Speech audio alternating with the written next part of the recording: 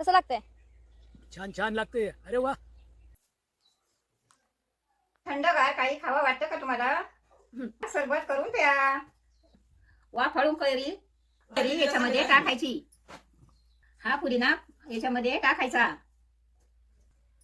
असं असं लिंबू पिळायचं. मध्ये जिरं मीठ टाकायचं.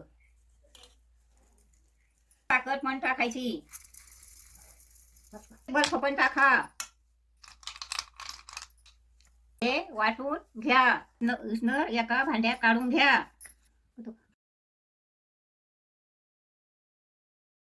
आणि ह्याच्यामध्ये वता. असेच नवीन नवीन व्हिडिओ आता इथून पुढे येणार आहे. चॅनलला सबस्क्राईब करा.